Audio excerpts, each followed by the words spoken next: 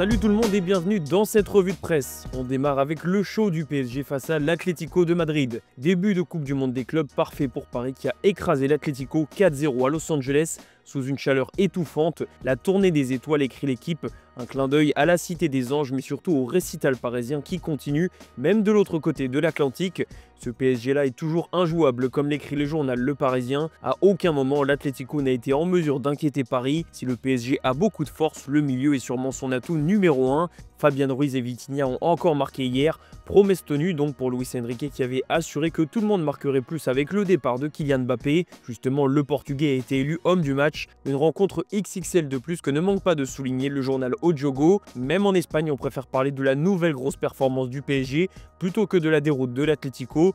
Le même contenu sur un autre continent, ajoute Marca. Pour être concis sur ce PSG champion d'Europe, il va en falloir beaucoup plus que ce qu'a montré l'Atlético pour l'arrêter. Justement, en parlant de l'Atlético, AS évoque un échec mondial.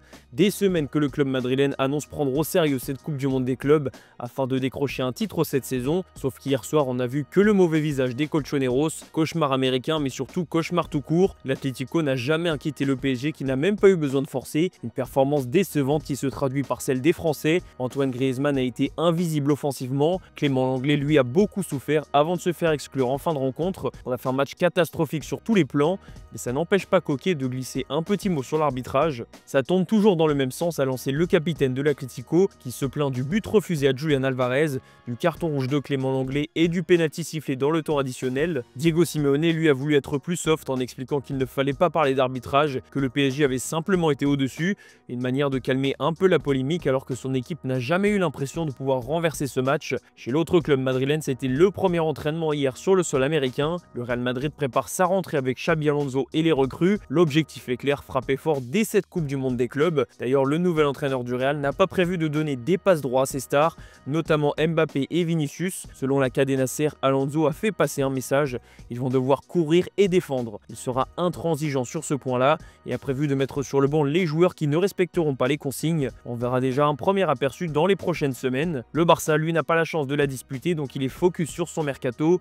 Sport l'annonce ce lundi sur sa une. Le club catalan n'a pas l'intention de dépasser plus de 60 millions d'euros pour s'offrir Luis Diaz. Vu son âge, Barcelone estime que 60 millions est un prix cohérent pour l'international colombien. Le média ajoute que son salaire ne devrait pas être un problème. On va reparler de cette Coupe du Monde des clubs avec le Bayern Munich. Le club bavarois célèbre sa première fête de la meilleure des manières. Victoire écrasante 10-0 contre Auckland pour l'ouverture de son tournoi. Un sommet franco-allemand, écrit l'équipe, parce que les Français ont brillé, notamment Kingsley Coman, auteur d'un doublé et d'une passe D.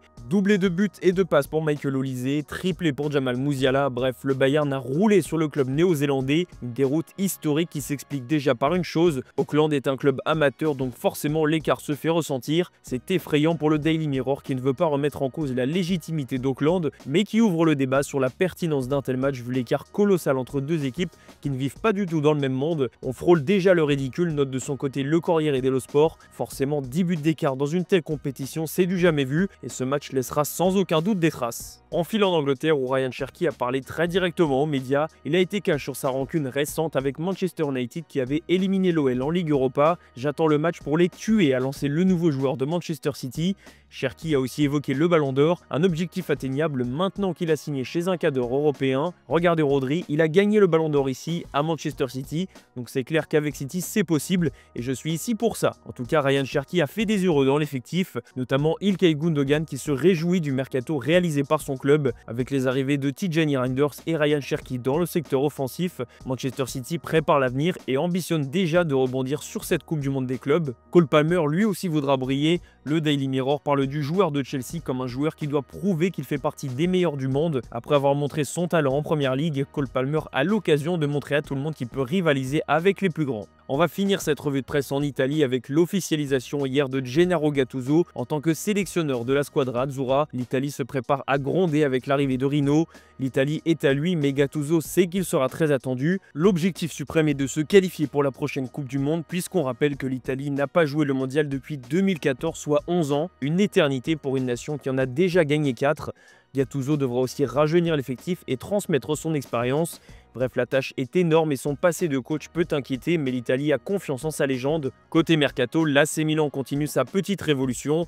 Granit Xhaka est l'un des objectifs du club lombard qui accélère sur le dossier. Xhaka est sous contrat avec le Bayer Leverkusen jusqu'en 2028, donc il faudra que Milan soit convaincant. Un mot sur l'Olympique lyonnais, le mercato ouvre officiellement aujourd'hui, donc c'est le début des grandes manœuvres pour Lyon. Comme l'explique le Progrès, personne n'est intransférable à l'OL et une fois de plus, le passage devant la DNCG devrait conditionner la suite de l'été lyonnais. Du côté du Paris FC, on n'est plus sur un niveau financier mais surtout plein d'ambition. Le promu aurait déjà fait une offre au FC Nantes pour Moses Simon.